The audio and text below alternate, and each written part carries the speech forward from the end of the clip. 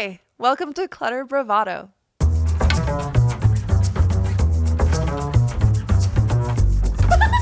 Yes, and It's the energy. It's not just about the stuff. So we should probably just get into it, right? let's go.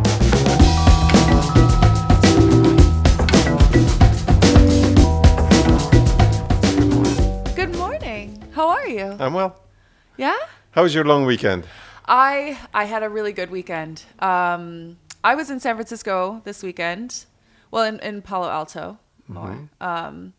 And yeah, drove up there at night, middle of the night. Got there so late.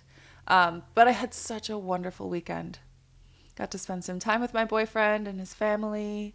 And I had never actually explored through the Stanford campus. Have you ever been there? Yeah, I toured it once. It's so beautiful. There's Not that I was going to go there. I wanted to go there at one point. I really did. Yeah. And plans changed. But yeah, the campus is really stunning. Yeah. But I was up there for a wedding, and the wedding was so beautiful. And I like any excuse to put on a pretty long dress and go dance. Yeah. It's always Get a all good idea. dressed up. Yeah. How was your weekend? What did you do? I enjoyed a quiet Los Angeles. It's one of those times where the city kind of empties out, and it was fun. It was fun. I went on a hike, and that was. The weather is, even though it's warming up a little too much this week, but we can't complain. The Yeah. weather we've been really lucky. So I enjoyed the weather and went up on a nice hike, and the light was just gorgeous. It was Where in the did you morning. hike this time? I went back to Griffith. Yeah. Oh, yeah. I love Okay. it up there. Yeah. And but the light has been pretty incredible in Yeah. LA this summer. So I take the outdoors, very grateful for it. Oh, that's so good. So I used to spend so much time up there. I need to get back into hiking and going back outside and all of that. You know, the one thing that bothers me about hiking in LA, though? Tan lines. It's I so just warm burn. here. It's so warm here, and the sun is so strong that anytime that I'm hiking, I'll wear a tank top or something, and I'll, be getting my burn on. And then I don't actually get sunburns, but I tan so easily. The sun loves my skin, and my skin loves the sun. So I will instantly get strap tan lines, and I hate it. maybe we should buy 2 umbrellas. Like an and we could- umbrella? Yeah, and we could go with the umbrella and dressed up Griffith Park with a little picnic Wear basket. sleeves. Aw, that's really like a little parasol. Yeah, Oh, I like that. I like that. No, it's not gonna happen. So, so we'll just keep on burning. But yeah, Totally. so it was that part was really fun, and now it's We're getting into fall. yeah. We're getting into autumn.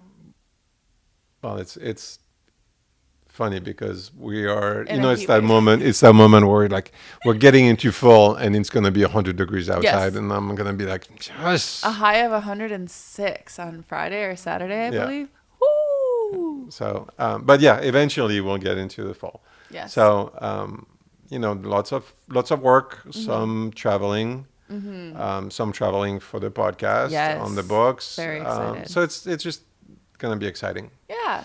And today we have one of my favorite person. I've met Thomas. I think I met him in 2001 when I came down to do my first antique show in Los Angeles. Okay. And that's how we started. And you'll get to know him better. He's incredible, stylish.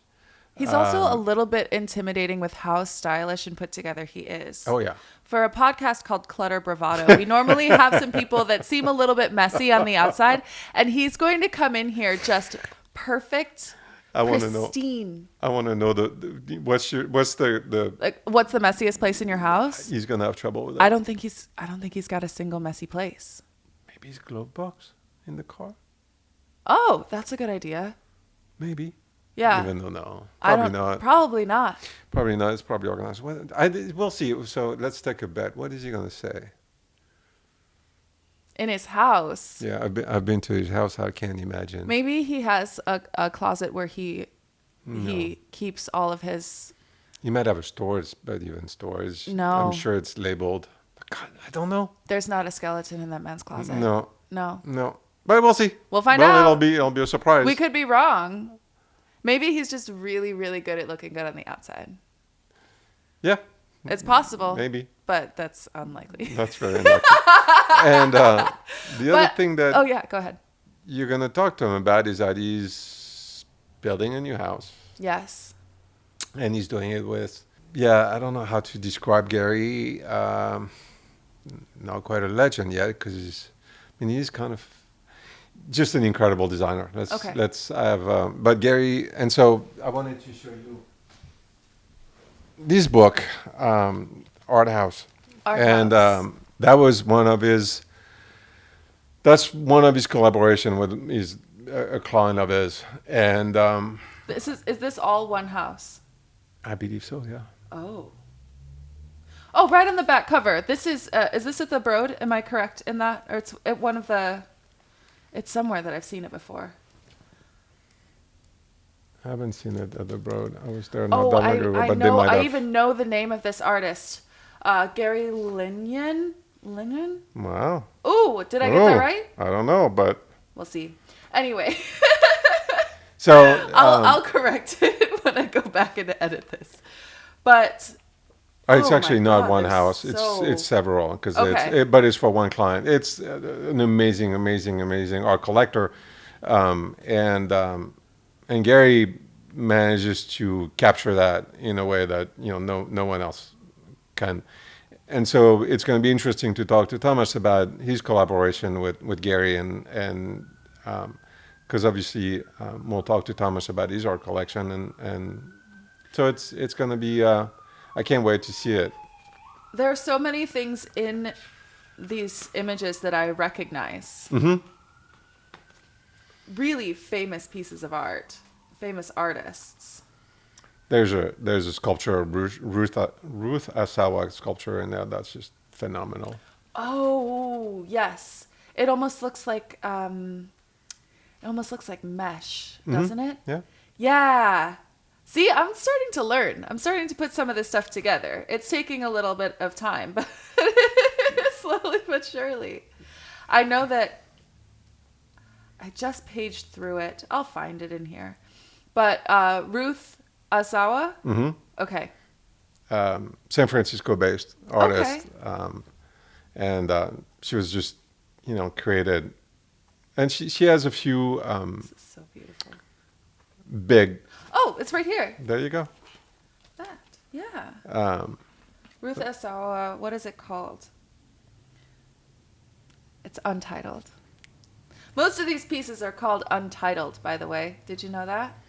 It's also the name of my favorite song that I've written, Untitled. Oh. Yeah. Sometimes it's the best work. If I ever write a book, it'll be Untitled too. Oh, yeah? Yeah. Because it's, I don't know that I would find a title to whatever I've done. So it better stay untitled. This is incredible. So this designer, Gary Hutton, is who Thomas has worked with before on his house, correct? Yeah. And so they're building a new one now too. That's so exciting. I'm really excited to dig into this a little bit more and also to chat with Thomas and learn about the new house and I'm going to find the mess. Good luck. This mission, if you accept it. See. I think I'm gonna listen because I can't imagine. So it's gonna be a cool learning experience there. Well, we should probably get into it then. Let's go. Shouldn't we? Yeah. All right. So let's go get see into Thomas. Thomas Lavin.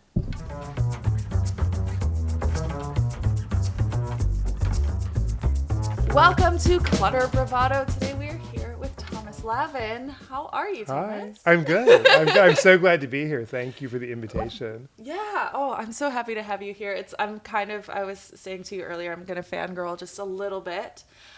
So you have a beautiful showroom at the Pacific Design Center.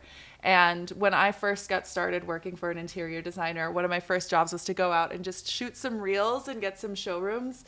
And I went into yours first. So that was my first showroom that I got to sort of tour and check out. And I was so incredibly impressed by your collection. You've been in this industry for quite a while. Yes, So you had your first showroom, was it in 2000? exactly. Yes. And that was not at the Pacific Design Center yet. It was correct? on Beverly Boulevard. On Beverly Boulevard. So tell me about what it was like to open up your first showroom. Oh, man. So I worked for the meanest man in the world, and he used to scream and shout and throw things at me. Oh. And one of his best friends was in the interior design space. So I would listen to them talking, and I was super inspired by what they were up to. And he wanted to move offices. And so he had me order some stationery. And the day the stationery came, he started throwing it at me. He's like, "Why would you order stationery? We're moving." I'm like, "You told me to." And he's like, "You're so stupid, you should go work in interior design." So I did. I love that origin story, the villain origin Oh, story. no, it was totally the origin story. And so I looked in the LA Weekly, because in those days you looked in the newspaper when you wanted a job.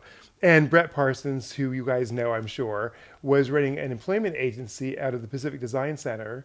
So I paid my $35. He got me an interview with some people who were still dear friends, John and Krista Everidge. Oh. And amazing. Right. So I walked into their studio in their garage with their two little girls running around. I'm like, this is amazing.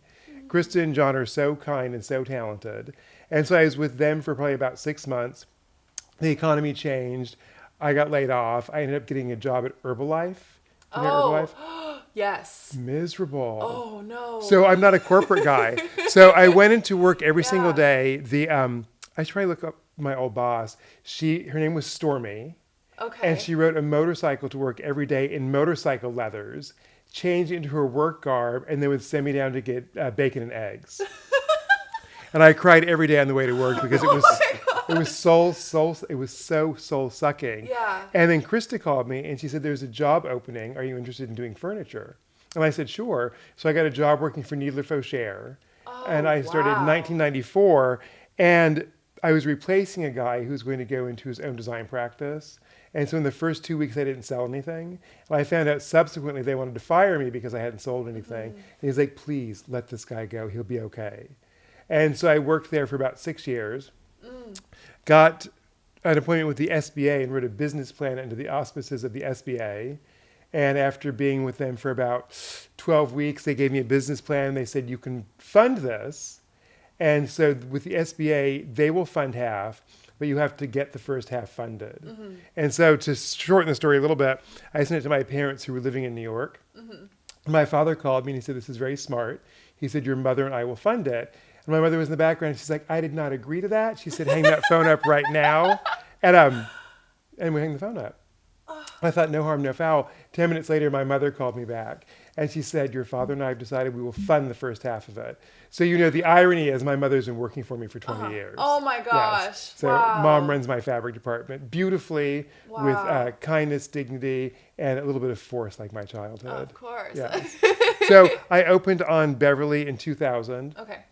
We moved into the Pacific Design Center in 2005, and we've grown ever since. We opened our Laguna showroom in 2014, and at the same time we expanded our PDC showroom and created the first non-corporate freestanding Liège boutique in North America. Ooh, okay. Yeah.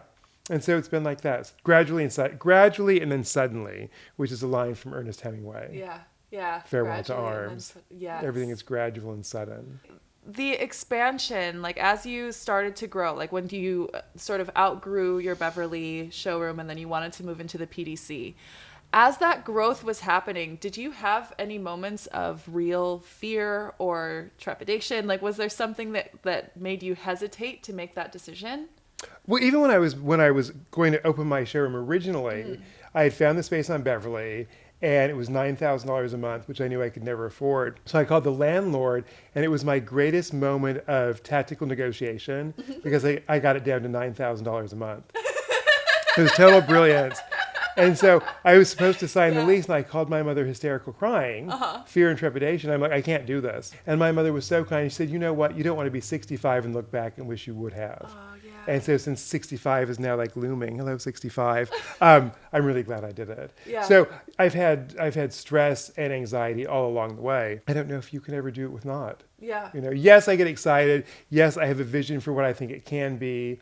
There's a way in which I present to the world fearlessness, but the late nights and the stress. But I do everything calculated. Yeah. So I've got great advisors. You know, it's a lot of intuition. Yeah. So really paying attention to what makes sense with the data that I have. Yeah, there's something that's really comforting about that, because sometimes, I mean, you present yourself in the way that I know you without knowing you, is that you have this air of effortless success. Oh, I think Of I'll take that. you are well known in the industry. You have a level of elegance to you throughout everything that you do, and there seems to be such grace. And there's something that's really beautiful about knowing that even though on the surface it's sort of like a duck, like on the surface you're Yes, gliding, but yes, underneath you're yes. paddling like hell. Totally. Yeah, and to know that that's something that isn't unique to people who are showing it on the outside. That sometimes, like, yes, even those who have all the grace and the elegance on the surface are also sometimes having those feelings. Oh, for sure. And I think, what do they say? No risk, no reward. Yeah. So I think anyone who's taking a level of risk is going to feel that. I was talking to a supplier recently, and I forget the exact sort of realm of the conversation, but it was a little elevated. And we finished the conversation, and he's like, oh, man. He's like, I was so nervous. I said, why were you nervous? He's like, because you're so even. I never know where you are. So it's practice evenness. Oh, yeah. Right. Yeah, and the everything being very calculated. So do you have something that's coming up that you're sort of in that practice or in that process right now of, I mean, I'm just trying to find out what's coming up next. Oh, well, I'm remodeling a house, and it is so intense. Okay. Yes. Okay. So when you first found this house, Right. did you have an idea for it going in, or did you like see the house and then decide that you wanted to do something? Did you ever see Miracle on 34th Street? No. Okay, have you seen it, Laurent? Okay, so this is homework. Okay, So yes. not the least of which, it's one of America's great movies. It is. It's my grandfather was the art director. So yes. No way. So that's my family tie. But there's a Okay. scene towards the end when Natalie Wood is driving with her father, and she was living in an apartment. She really wanted a house, and she's driving. She's like, "Daddy, stop! Daddy, stop!" And he pulls over, and she runs in this house, and she's like, "We're home." And he's like, we can't just walk in this house. And she said, it's my house. It's got all of the things I wanted. So by the time I had found this house, I looked at probably 100 or 200. Oh, wow. And I walked in and it checked every box. So I was like, okay, checked all the boxes. The only box it didn't check was easy. Okay, yeah. It did not check the easy box. Am I correct in that you're working with Gary Hutton on this? Wow. This is what I call homework, people. This is what I call homework. Yes, this will be the third house that Gary Hutton has done for me. Okay. I only knew of one previously. Yeah. So, but this is the third. This is the third. That's amazing. And Gary is a magician. You can't believe what he's doing. It's extraordinary. So talk to me a little bit about how you started working together. Well, so this goes back to origin stories. So I want to open a showroom. And I'm not quite sure how I'm going to do it. And I went to a party at Therian and Company. And this is probably 1998. And I was very shy. And so I was standing against the wall and I wasn't talking to anybody. And this guy came up to me. He's like, what's your name? And I said, Thomas Lavin. And he said, what do you do? And instead of saying that I worked at a showroom, I said, I'm going to open a showroom. And he said, well, tell me all about it. And so I told him all about it. And he said, well, my name is Gary Hutton. And I like you. You can have my furniture line. Oh my. So I'm in business so much because of Gary's trust and Wow. kindness in the beginning. And he said, and my name will open doors for you. And so I called people and I said, I'm opening a showroom. Gary is coming on board. Well, if Gary's coming, we're coming. And so I was able to build momentum from just using his name. And when I was doing my first house, which I tried to do myself. How did that go? You know what? I'm sure it was charming. Yeah. But, I was talking to Gary one day and I'm like, I can't really get what I want. And Gary's like, I'll do it for you. And I couldn't believe what he did. It was extraordinary. It was a very small house.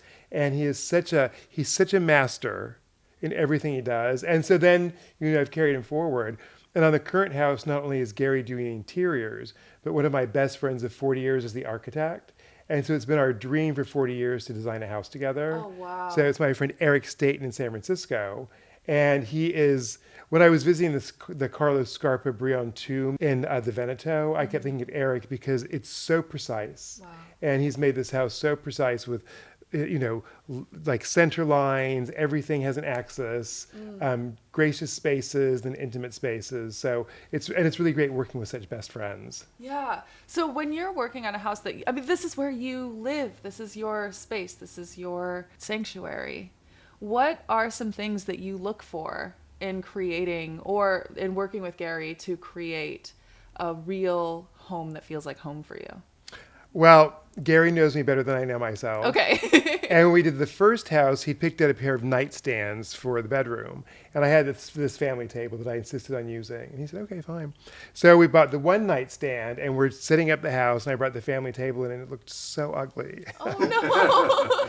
And I looked at him like, wow, it's really ugly. And Gary's like, I know. And I said, I wonder if that nightstand is available. He's like, it is. Oh. And so now he has carte blanche. Yeah. Yes, he just does it. That's beautiful. Really? Yeah. You're letting him. I mean, I totally get it. Yeah. It's funny because the introduction, I couldn't describe Gary, but I like the magician and the master because I've known Gary, from my days in San Francisco, Yeah. and he's one of the most incredible talent I know. Sophisticated, talented, knowledgeable. Like, it's amazing. And so with your art collection, is that because I know he's quite spectacular? Is that something that is a primary thing in your design? I think it really did drive the design. It drove fabric choices. I think it drove furniture layout. And we're in the process right now of placing all of the art so we can get the backing in the walls. But Gary's work has been with some of the greatest art collectors in the world. So to be able to engage with him on this level and care about art collection so much is really wonderful. I know that you have a pretty massive collection. Is everything going to be on display in your home? We walked through the other day, and I pretty much placed everything except for one piece. Okay. This is amazing. I didn't think I could do it. Yeah. Wow. Yeah. What is the one piece that was left out? Well, we're going to try and fit it. It's a photograph of a coal mine in Russia done by Miles Coleridge. Ooh. And it's so awesome, and I haven't displayed it for a few years. So I'll find a place somewhere. Okay. So it will have a home. Yeah. Okay. Do you have a preference, like a piece of art that you love more than others, or is it just like your kids, you love them all equally? I love some more than others. which one I'm carrying out at any given time in a fire changes, but definitely favorites. Which maybe it's like children, I don't know. Maybe it is. I only one, so I love her. Right. Yeah. Yeah. She's always number one. She's not Yeah. always Yeah. See, perfect. What is your current favorite? Oh man, my current favorite. I'm gonna go with. I have a sculpture by the feminist artist Anne Agee, and she did a series of Madonna and daughter. Oh. So I have it's a Madonna and her daughter, and it's based on a Byzantine profile, and so it's very austere, very Byzantine, and then it's tagged like a skateboarder, so it's like just spray painted. Wow. And so it's like this great comment on, everything. Yeah. On, especially in this age that we're living in, freedom, women's rights, the power of religion, and I think this sort of like juxtaposition of like this ancient culture and like contemporary skateboard culture. Yeah. Artistry in one piece. Yeah. So she did a whole series, and I just love this one because it sort of harkened back to the Byzantine era. Yeah. Sort of going into that, with a lot of your style and from what I know about you, again, there's a lot of precision that is involved. So what areas in design or trends that are happening right now, do you feel like things are sort of getting away from that precision, from that things being perfect, and how do you feel about that? Well, I think there's always been a range of aesthetics in interior design. I think you can pick out any period in history. And if you're looking at 1930s, what are we looking at the most streamlined, or you're looking at things that are more exotic? So, yeah. I mean, I think there's amazing work right now that we might call imprecise, Okay. but it's so exquisite in that sort of application of wabi-sabi. Yeah. And then, yeah. of course, the one, I mean, like World of Interiors is my favorite magazine. Oh, okay. And I think that's the definition of imprecise. And it's heartfelt, it's layered, it's complicated, it's historical, it's dynamic, it's got a real story to tell. And you really can't, in some ways, mess it up. When you're dealing in a space that's so precise, there's lots of room for error. Yeah. So, which is why I think in my next place, I'll do something like World of Interiors, right? Something that's less Not this precise. one. Yes. No, this is very precise. Do you have an inspiration, like from the past, like a designer or an architect that you particularly cherish? Oh man, you know, I studied art history at UCLA, Right. so I have a pretty wide range of what inspires me, and it changes over time. So having just gotten back from Italy, from the Veneto, I'm super inspired by anything Andrea Palladio. Like to go and walk through the Villa Rotonda is extraordinary, and it's an interesting juxtaposition if you look at that against like English country houses, and you think of what was happening with, you know, in the 18th and 19th century in England. And now, right now, I'm really obsessed with Carlo Scarpa, looking at the Brion tomb, what he did for the Olivetti studio in Venice, you know, with a different kind of attention to materials and precision. Wow. These are all things that I'm going to have to look up because I don't know what they look like. It's like, when the students come in, I give them Yes. homework because I love the Yes. students coming in, so they always get Oh, I homework. love it. Please Yeah. give me homework. That's kind of what we do during our intros. Yeah. There's always something that that Laurent will provide. And we actually today are looking at some of Gary Hutton's work, specifically because he's been working with you. So we've sort of gone through a few other designers and their history and like looking at a lot of their work. It's interesting to do that because, you know, like when you covered from the, you know, you knew me from my first passion, the 18th century French. So you know, now I'm talking to Elyse and I'm like, wow, there is so much and such, you know, in different countries, and you know, we're talking 3 centuries, so it's kind of fun to try to think about it and be like, It's so cool. It's like, and it changes all the time because you learn more, you get curious about something else. I mean, even when we were touring through the Veneto and all of my architect friends said, you must see the Scarpa. I said, okay. And we showed up and it was like a lifetime experience. Wow. Like we were there for hours. I could Yeah. not believe the precision, the axes, the materials, the references to history. And also you just have to love rich people that are sophisticated because they like gave him, they're like, we're dying, do our tomb. And they created this extraordinary experience. Along inspirations, you are also an incredibly stylish and very well put together, styled person. Oh man. Your fashion, your personal style is so stunning. Thank you. So I want to talk to you a little bit about your personal style, how it developed into what it is now, if there are people that you look up to or who you go to for where you want to go next with your style. Well, you know, when I was a kid, it's like what 1973, 76, and it was like the age of the polyester plaid pant. Yes. So I grew up at the beach, and so all the kids were in, you know, jeans or shorts or whatever they were wearing, and I was wearing plaid pants. Ruthlessly tortured. And by the way, plaid pants also get really hot, like the polyester. They do, yeah. So my mother was taking me, I think it was my 10th birthday, and she was taking me shopping, and I was in the car, and I was so excited. And we were going to Sears, and she's like, and you're going to get jeans. And I cried. And I still remember them. It's total PTSD. I got a pair of army green Toughskins. And I don't know if either of you have any idea, but they're absolutely stiff. They're Yeah. made so they cannot be destroyed. Reinforced knees. And then my mother bought them a size too big because she said you'll grow into them. So it was like but anyway, all that to say that like I had an aesthetic, and it was like I came back to it. When I was in high school, it was 82, 83, and they changed the dress code rules because of what I wore. I wore a pink woolly wear suit to my prom. After that, it was tuxedos and black suits only. Oh my goodness. I had pants that had too many pleats. So after that, no pleated pants.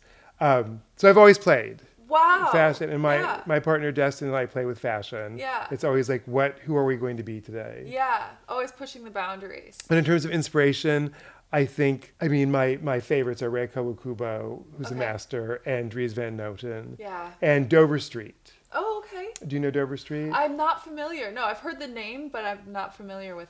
I can't bring up a design in my mind. It's Rei Kawakubo and her husband, whose Okay. name escapes me, opened a small concept shop in London on Dover Street maybe 15 years ago. And they've since opened in Tokyo, London, Tokyo, New York, Los Angeles. They opened on Industrial. And it's just Okay. great. They have all of the Comme des Garçons brands. And then they Oh. cherry pick what's interesting from other collections. Oh, Whether it's okay. Gucci or Prada, and then they launch new collections. So there's a Russian designer, Kiko Konstantinov, who's doing extraordinary work. Ernest Baker is kind of like riffing a little bit maybe on like 1950s, 60s, 70s American. So you can see really important designers and then new up and coming who they've identified as the future talent. I need to look into that. You I'm gotta adding go. that to my list You gotta now. go twice a year. Yeah. Wow. I tell designers come to my showroom at least twice a year. Go to Dover Street twice a year. Okay. Okay. Will do. Yeah. Oh, I'm excited to check that out. That's really cool. What's interesting is that you're brilliant at seeing experts and just learning from them, be it, because I'm, being in art or design or fashion. I find that fascinating that you're able to pinpoint, those talents. I think maybe going back to like what we were talking about earlier, recognizing what your own talents are, recognizing where you're not talented, and then seeking out the experts. Because I'm not a designer. I couldn't even claim to be a designer. I think I have taste. I have a point of view. But in terms of the designing, Gary does something that I could never do. Same with fashion. I love curating fashion or art, but I'm not an artist. Yeah. It's like Oh. finding these people that do what you love, that allow you to be larger than yourself. But what's amazing is that you do it better than anyone. I mean, it's like I've been to your house and I was always in awe because you're able to take all those talents and all that knowledge and make it your own. But that to me is just, I'm in awe of that. And Wow, thank you. I'm so no, glad. it's really fascinating. You have impeccable taste. It's curiosity, perseverance, and like it's like hiking. It's like when you're hiking, it's like you're going up and you think I've almost reached the top, and you get up there and you're like, oh no, I'm not even close. Oh, yeah. And then you have to go like to the next and the next. Yeah, So I yeah. find that with anything, whether it's art collecting, business, fashion changes, There's always more to discover. there's always more to discover. So in terms of art collecting, do you think that you're gonna where are you going with it? Like, what's your passion and goal? Oh man, I'm on pause right now. Your, Okay. yeah. Until the house gets finished. But I think, I've really been focused on figurative painting for the past few years. So I think if anything, I would move into more conceptual and certainly sculpture. We've been including more sculpture the past couple of years Wow. Wow. because I'm out of wall space. Start building off extra editions. Exactly.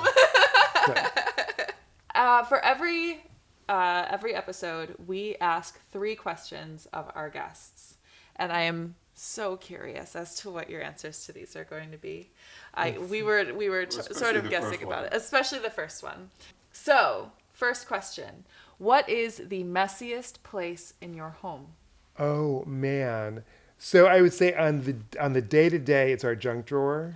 You have a junk drawer. You have to have a junk drawer. See, I thought everyone has a junk drawer, but we both sort of agreed that we don't think that you have. I have a junk drawer. I thought it would be maybe your glove. Maybe a glove box. No, glove box is spotless. No, we have a junk drawer. It's literally a drawer in the kitchen, and it holds everything because Yeah. it's just junk. Yeah. So it's organized because there's like a section for keys and for pencils and for Post-its and eyeglass wash. Sure. But it still gets messy, Okay. and I get in trouble. Okay. So the junk drawer is the messiest Yeah. place. Okay. But But if just you- FYI, yeah. it's It's junk organized. drawer organized. It's a caveat, It's fine. Actually, we're gonna accept that. But if you come to our house before a big party, there's always an emergency about 20 minutes before people are coming, and anything that's on a surface gets shoved into a closet. Oh, got It's it. horrifying because you can't find anything. Oh. It's like, honey, have you seen that? No idea. So what is for a second question, what is your favorite place in your home? My piano. Oh. Oh. Sitting at my piano. What kind of piano do you have? I have a 2017 Steinway Grand classical 6'2". Oh. Yeah. It's Oh. One moment, please. I love a piano. I love a piano. I play the piano. And I love a piano. I love playing. It is like, yeah, I think it's my happiest 6'2" place. Steinway from Yeah. 2017. Yeah. Oh my gosh. And Dustin and Thomas sing and play, and it's just. He does his incredible. we do our duets. He sings Broadway. Oh. I accompany him. So I'm trying to teach myself now to Yeah. play chords, so that I can That's just. all I can play, Yeah. really. To be honest with you, I taught myself how to play when I was 15. Yeah. And I did it just so I could start writing music. Nice. Yeah, so I've been writing music since I was 15 years old. But I just, I'm one of those people. I just have stuff to get out, so I just find a way. And yeah, so the piano was a big. I'm obsessed with the sound of a real piano. Electric pianos have never done it for me. No. Because you can sing into a piano and it'll sing back to you. Oh yes. Oh, it's amazing. It's the so soundboard. beautiful. Oh, My piano teacher was over last night, and we popped the lid because I'm working on a piece by Franz Liszt, who was kind of like the first rock star pianist. yeah. He was super handsome. He was, like just sort of like an out there narcissist, whatever. He's the one who invented how we have concerts now with pianists. The way the pianist is turned to the stage, Yes. the way they play solo with encores. He had an affair with a married woman. She was a duchess. And so they left, they were in Vienna, they left, they were touring around the Europe, and they were in Switzerland. He wrote these pieces to her. So I'm playing one right now called I think it's like the William Tell Suite, and it's so magnificent. Oh, As you wow. have to open the lid, and as you said, the piano sings, Yeah. and you can just hear the soundboard. It's crazy. Oh my goodness. I sweat when I play it. It's really fun. yeah. You do? It's so big, and I got Yeah. a new piano bench so I can play better. It's really cool. Oh my goodness. Yeah. Okay, that's my favorite part of your house then. Yes, right? Yeah. Yes, totally, yes, for sure. Okay, and then for our last question, when you walk into a space, whether it's into a home or into like if it was in here today, what is the first thing that you notice when you walk into a room? If it's available, scent. Okay. I guess scent no matter what. So it's Mm-hmm. either scent. And I'm so picky. Yeah. So it's like scented candles, which ones, right? Okay. Incense, which one? Which one's your favorite? I mean, my favorite is the Cire Trudon, the Solus Rex, which is inspired by the freshly waxed floors of Versailles. Or is it the Sanctus Sancti because it smells like a Catholic church? Oh, I love Yeah. that. And then we burn a lot of Japanese incense. Yeah. I love the smell of a Catholic church. Yeah. I love that smell. That Oh no, incense. when they've got the frankincense Yes. going and they're Oh. Sorry, Japanese incense. Your landscaping. What are you doing for the house? So my friend Martin Schwanauer is doing the landscape. I should have mentioned him earlier. So another best friend, Martin, I've known for so long. He threw me my 31st birthday, Oh my goodness. which is now, 5 years ago? almost 29 years ago. I know. And he's done my current house, and he'll do the new one. So, and he's exquisite in working with indigenous materials, using materials from around the world, things from South Australia. So it's a garden that is beautiful. It's appropriate for Southern California. It draws all of the wildlife. Yesterday I was on the treadmill in my current house, and the garage is open, and all the butterflies are coming around the flowers. So it'll be lush and beautiful and very California. Yeah. Oh, that sounds like heaven. Yes. Yes. Yeah. My favorite part of Thomas's house is going to be the new pool. Yeah, right. Oh yes, the pool that we're going to crash. We're Yes, gonna come and crash your swim. pool. That's amazing. So when will that property be done? January. January. Beautiful. And I'm sure it'll be photographed and seen everywhere. Yeah, I think we Naturally. have to. Yes. Naturally. Must photograph it so when it gets messy, you can remember what it looked like way back when. Messy. There's no messy. Impossible. It's not gonna- For a podcast called Clutter Bravado, we were a little bit like, we're going to have the person with the least amount of clutter on the couch today. I don't think you've had anybody with clutter, have you? Have we? That's a really good question. Yes, we have. Yes, we have. We have. The artists. The Yeah. artists. Yeah. Yes. Yes. Artists will, we all have some clutter. I've been to some of my friend artist studios. I'm blown away. Like there's one artist in town, and when he's done with his paint tubes, he just throws them on the floor. Oh, yeah. So there's literally paint tubes all over the floor. Yeah. I've seen the desks of where the paint is, the water will be, or the oil will be. And then there's like an empty bottle of wine and a wine glass that has water in it that you're using for paint. And then Yes, another like living. little jar that has like whiskey in it, Right. Just all like everything being everywhere, but it's just how someone finds themselves the most creative. I like that. But you don't have that at all. No, No. no. No. The nothing garage like gets a that. little messy. Okay. Yeah. Okay. And I would say the garage is probably the most cluttered space, Okay. which I try not to look at. Just pretend it's not there. Exactly. Is it a philosophy that you apply at the showroom as well? Because your showroom is just impeccable. It's Yes. impeccable. You know, it's been such an evolution because if you'd come in times past, it was cluttered. And yeah, you know, it's like you're learning as you go along. Like in the early days, I used the wrong colors. It was too crowded. There was a collection we brought on once, and the guy was like, I love you so much. He's like, you're so talented as a marketer. I know you run the best operation in terms of backup marketing, you know, correspondence, turning around money. He's like, but your showroom is really messy. He's like, so I'll come on board, but you've got to clean your showroom. It was just tight. Yeah. And yeah. so now I try to really make sure it's not tight. Yeah, it's beautiful. Thank you. I love your showroom. The few times that I have like been in there, things are moved around, always like staged in a really beautiful way. The last time that I was there, you had the pomp. Yes. I want to call it an exhibit. It's really, feels it's so like. cool. You know, Yeah. John Pomp started off Yeah. in art school and found his way to glass blowing. And at one point, he was offered this prestigious job at Chihuly up in Seattle. And he's like, I got to do my own thing. And so he started off lighting, which we all know. And then the lighting just kept getting better and more sophisticated and more dynamic. And he said, you know what, I got to move in the house. And so he started working on furniture. Yeah. In 2020, he moved into a 100,000 square foot factory. And he hand built the largest kiln in North America and now makes the largest cast glass tops that have ever been made. And after he opened his flagship showroom in New York, we were talking and we said, let's do something in Los Angeles. And so it's totally John's vision. He laid out the space. He chose the color, which is, what is it, Portobello, I think is that it? Portobello color. He didn't like it. He didn't like the color he chose. He Really? hand painted it himself. Like came in, like he's so It's almost hands-on. like a lime wash on the walls. It's like a isn't it? lime Yeah. wash. He's such a visionary. And so we were so proud to launch that on the West Coast and really show like this collective comprehensive vision of somebody who is doing extraordinary work. Yeah, his work is really, really impressive. It's really impressive. Yeah. And that's what makes my job so wonderful, that I get to work with these people, grow with these people, and stay together for such a long time. Yeah. You know, like Gary, Fuse Lighting, Kevin, June Ho, we've all been together since the beginning. 25 years with each Kevin one. is, Yes. Your friend is the ceiling light over the Oh, table. that's right, Kevin. Yes. Oh, Kevin will be that's with right. us. Yes. soon, yeah. Kevin will be on here very Yes. soon. Yeah. Oh, that's right. Yeah. I love him. Kevin and Sylvester. Okay. Yeah. Oh yeah, his Genesis story is great. Yes. It was because of me. Oh, really? Well, it's not because I'm a genius. It's because he hooked me with a lighting guy who completely screwed me. He didn't bring me the lighting, so I called Kevin. I'm like, dude, you need to do lighting.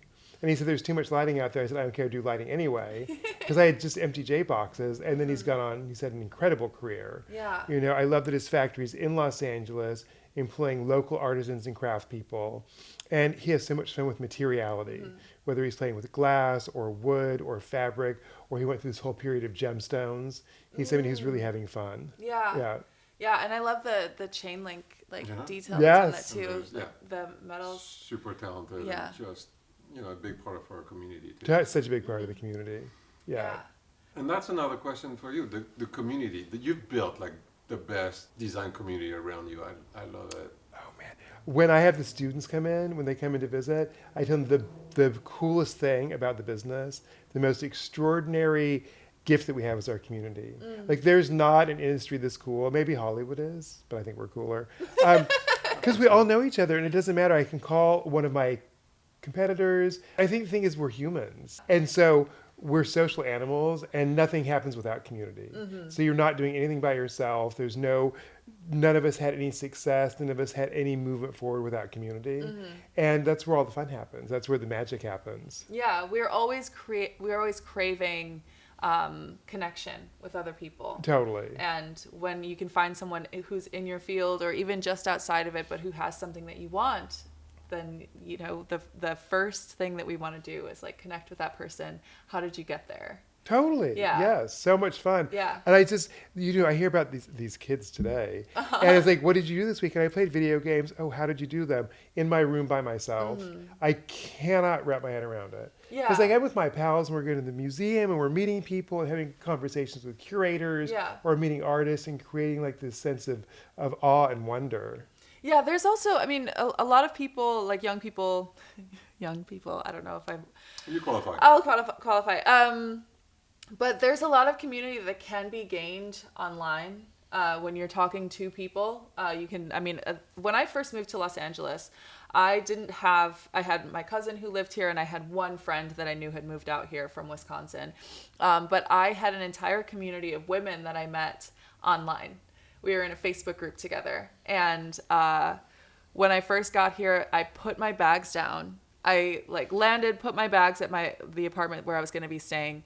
And I went over to the Roosevelt to a pool party. Yes, And fabulous. I met all of these women that I had been talking to online for so long. But that community made me feel immediately at home. I got my job through that group, my first job through that group. My first friend group that I had, I went through a breakup 2 weeks later. Oh, wow. And I was held by these women. And again, we didn't know each other in person for longer than a couple of hours, but we knew each other so well online. And I feel like there is some benefit to that there is community that can be created that way. In the same way that you can find something online that you think is really beautiful or that you admire, that you want, but you can't really connect with it until you are able to be in the same room as it. Right. I don't know how this couch feels until I feel it. I don't know what it's like to be in the same room or get to know someone until they're sitting next to me, So there's something that's really, really necessary about having that tactical in-person experience with a space, with an item, or with a person. And it's just fun. It's rewarding. I mean, I find it incredibly rewarding to be with people, to share a win, to share a loss, you know, create something. Share a loss. So go through the hard times with other people in your industry that won't be judging you in that way either, that have also been through their losses too. Totally, absolutely. Yeah. No, and I think that, for us, we met, I think, when you just opened up in 2001. I think so. Wow. And, there was the get together that, we saw each other every year, and we grew by knowing each other. And so I agree that the internet is helpful, but it cannot be all of it. It's got to be this middle ground where you actually also go meet people, you talk to them, because that's by talking that you can show something that someone would have never thought about because of your knowledge. When they are like, oh, I'm looking for these, or, it's just by communicating face to face that I feel like we have to nurture that. Yeah. Well, and this notion of collaborating. We had a design firm come in, someday they were shopping and the whole group came in and they were kind of looking around. And I said, is there anything you need? And they lifted up a Christopher Farr cloth fabric, which is one of our print lines. And they said, we need a ground for this. We've been ordering grounds off the internet for a year and we can't match it. I'm like, well, if you just call us or come in, we can actually just get that for you. Oh, yeah. And it was this moment of wow, it's when you actually get people to help you solve the problems, it's so much faster. Yeah.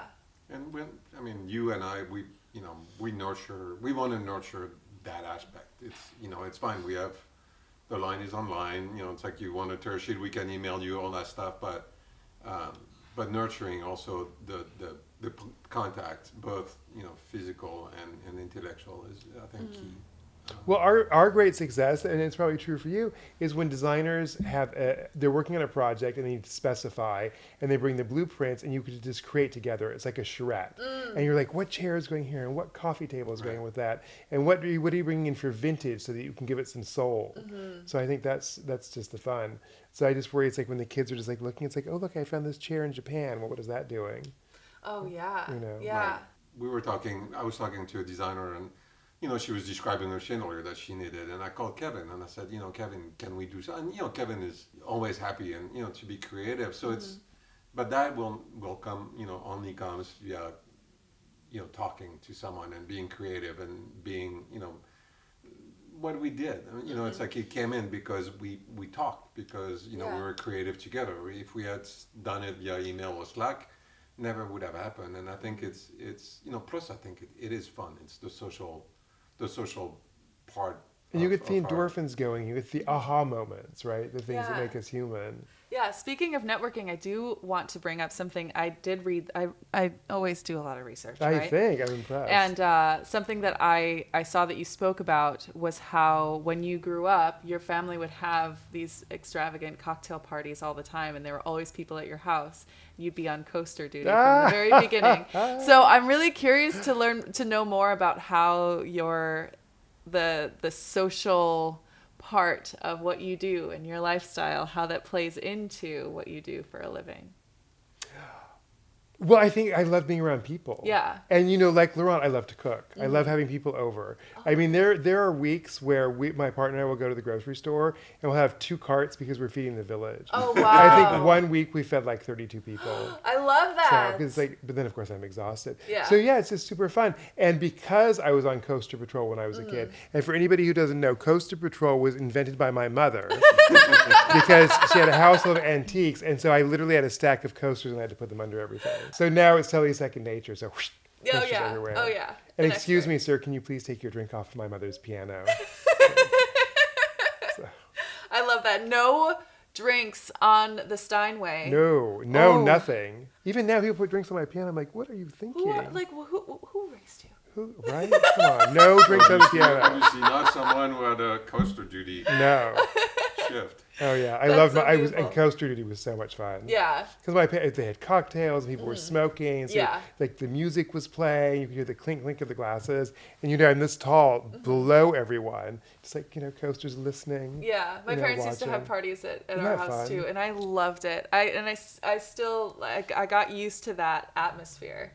I like having people bustling around. It's really fun, and setting up the house to prepare for Setting company it up, too. and then it's and then the denouement, and it's sometimes if we're entertaining, maybe I'm tired, and my partner will continue entertaining, Yeah. and going to bed and listening to the sounds of the party. When I was a little kid, that was one of my favorite. It was the things. best, right? Yeah. Yes, with the Well, nightlight. speaking of cooking and entertaining, we're about to have lunch. Yay, And lunch. it smells like it's about to be ready. It smells so good. Yes, we did like a little French bistro lunch. Fab. Yes. One of my favorite. Yum. I'm in. Yeah, so we should get to it. Fabulous. But it has been so wonderful to sit down and chat So with you. fun. You're a delight. Thank you so much. And then is the only thing that you had coming up that was your house that we should be looking out for? Yes, coming up? please. Yes. Yes. But otherwise, thank you so much for Thanks. being here. Thanks, guys. Yeah, let's have lunch. Let's have lunch. Thanks.